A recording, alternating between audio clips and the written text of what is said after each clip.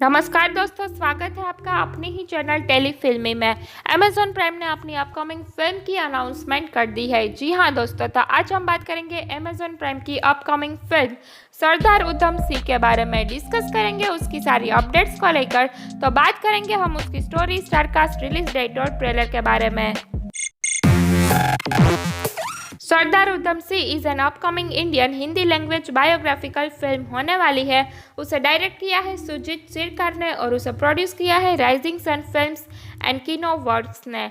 आगे हम बात करेंगे उसकी स्टोरी की।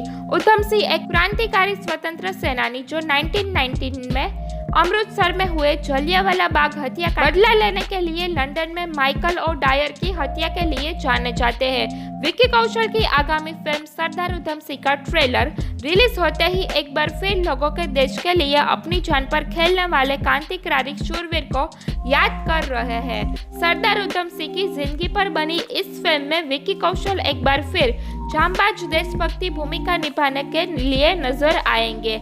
आइए जाने कौन थे उधम सिंह, जिन्होंने हर देशवासियों का सिर और सीना गर्व से भर दिया। उधम सिंह के बारे में कुछ भी बताने से पहले एक बार फिर से देश की सबसे दुखद घटना जलियांवाला बाग कांड के बारे में जान लेना जरूरी है। उधम सिंह का यह किस्सा इसी नरसंहार वाले जलियांवाला बाग से जुड़ा है। 13 अप्रैल 1919 का दिन इतिहास के पन्ने पर इसी कांड के नाम से चर्चित है। पंजाब के अमृतसर में स्वर्ण मंदिर के पास जलियांवाला बगीचे में यह दर्दनाक घटना घटी थी। दरअसल बैसाखी के दिन 13 अप्रैल 1919 को अमृतसर के जलियांवाला बाग में एक सभा रखी गई। यह पूरी तरह से एक शांतिपूर्ण सभा थी, जिसमें शामिल होने के लिए हजारों भारतीय जमा हुए थे। इस सभा का मुद्दा रोलेट एक्ट का विरोध था। रोलेट एक्ट को काला कानून भी कहा जाता है। यह कानून तत्कालिक ब्रिटिश सरकार द्वारा भारत में उभर रहे राष्ट्रीय आंदोलन को कुचलने के लिए बनाया गया था। इस कानून के तहत ब्रिटिश सरकार को यह अधिकार प्राप्त था कि वह किसी भी भारतीय पर अदालत में बिना मुकदमे चलाए भी उसे जेल में बंद कर सकती थी। इसी कानून के तहत कांग्रेस के सत्यपाल और सैफुद्दीन किचलू को अंग्रेजों ने अरेस्ट कर लिया था। जलियांवाला बाग में शवों का ढेर लगा गया। यह शांतिपूर्वक भाषण चल रहा था, जिसमें महिला, पुरुष और बच्चे भी शामिल थे। ठीक उसी वक्त ब्रिटिश ब्रिगेडियर जनरल डायर अपनी पूरी फौज लेकर वहां दाखिल हो गए और निहत्थे मासूमों पर गोलियां बरसाने का ऑर्डर दे दिया गया। जब तक किसी को कुछ समझ आता, सामने अपने की लाश बिछाने लगी। लोग डरकर अपने घबरा कर वहां से भागने लगे। कोई दीवार पर चढ़ने की कोशिश करने लगा तो कोई लोग गोलियों को बचने के लिए वहां मौजूद कुएं में कूद गए और ऐसे में कुएं के अंदर भी लोगों का ढेर लगने लगा। बताया जाता है कि इस घटना में 120 लोगों के शव केवल कुएं से मिले थे। इस घटना ने देश भर के लोगों के झकझोर कर रख दिया था, जिनमें से एक सरदार उधम सिंह भी थी। सरदार उधम सिंह का जन्म 26 दिसंबर 1899 को पंजाब के संगरूर जिले में सुनाम गांव में हुआ था, जिनका असली नाम शेर सिंह था। उसके पिता सरदार तेहाई सिंह जम्मू उपलब्ध गांव में रेलवे चौकीदार थे। तब महज 7 साल के थे उधम सिंह जब माँ बाप का सारा साया छीन गया, जिसके बाद उन्हें उनके भाई के साथ अमृतसर के सेंट्रल खलासा अनाथालय में रखा गया। वही शेर सिंह को लोग उधम सिंह के नाम से पुकारने लगे। साल 1919 में उन्होंने अनाथालय छोड़ दिया। उधम सिंह शहीद भगत सिंह को अपना गुरु मानते थे। जलियांवाला बाग का नरसंहार देखा डायर ने करतूत पर बोखाल उधम सिंह पर अब खून के बदले खून सवार हो चुका था और वह आक्रोश में धक धक रहे थे। कहते हैं कि उधम सिंह ने जलियांवाला बाग की मिट्टी हाथ में लेकर जनरल डायर और तात्कालिक पंजाब के गवर्नर माइकल और डायर के सबक सिखाने की शपथ ली कि जब इस नरसंहार को असली गुनाह को मौत की नींद नहीं सुला दूंगा, तब तक चैन से नहीं बैठूंगा। अब डायर की मौत की नींद सुलाना उसका मुख्य लक्ष्य बन गया था।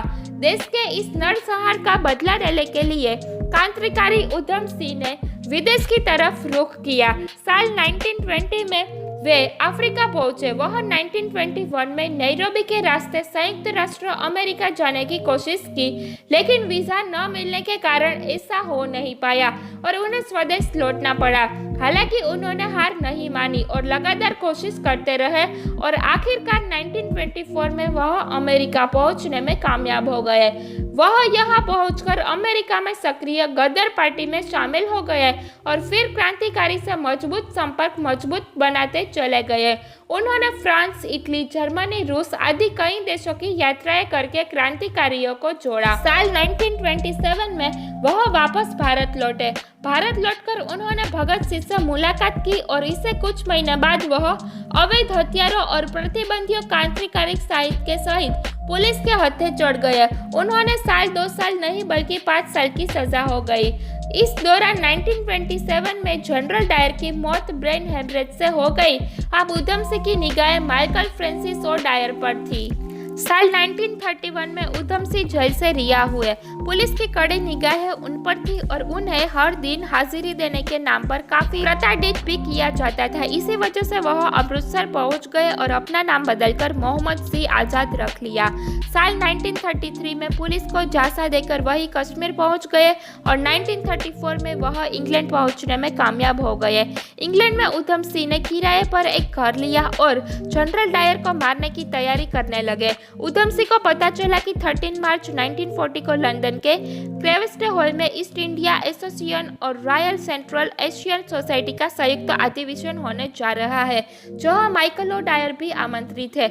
यही उधम सिंह अपनी मोटी किताब लेकर पहुंचे, जिसके पन्नों को काटकर उस किताब में पिस्तौल छिपाए रखा था। कहते हैं कि जैसे ही डायर मंच पर पहुंचा, उधम सिंह ने गोलियां बरसानी शुरू कर दी।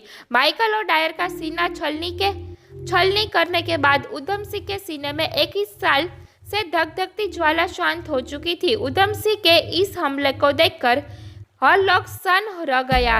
इसी घटना के बाद उधम सिंह का शहीद आजम की उपाधि दी गई। उधम सिंह एक बार फिर गिरफ्तार कर लिए गए और उन पर मुकदमा चला। 4 जून 1940 को उधम सिंह को हत्या का दोषी ठहराया गया और फिर 13 जुलाई 1914 को उन्हें पेंटनाविल जेल में फांसी दे दी गई। देश की आज़ादी में उधम सिंह क्रांतिकारियों के लिए प्रेरणा बन गए और इतिहास में उनका नाम अमर हो गया। आगे हम बात करेंगे उसकी स्टार कास्ट की। उसकी स्टार कास्ट में हमें विक्की कौशल, जो कि उधम सिंह का रोल करते दिखेंगे। उसके अलावा हमें शॉन स्कॉट, स्टेफे होगल, बनीता साधु, कृष्णा एवेंटर और अमल पराशर देखने को मिल जाएंगे। आगे हम बात करेंगे उसकी रिलीज डेट की। तो दोस्तों, ये हमें 16 अक्टूबर 2021 को अमेज़न प्राइम पे देखने को मिल जाएगा। तो फ्रेंड्स, ऐसे ही वीडियो देखने के लिए अगर आपने मेरे चैनल को सब्सक्राइब नहीं किया है तो कर दीजिए, ताकि मुझे ऐसे ही वीडियो बनाने के लिए मोटिवेशन मिलता रहे। Please like, share and subscribe my channel, press the bell icon for more updates. मिलते हैं अगले वीडियो में, तब तक के लिए टेक केयर, बाय बाय।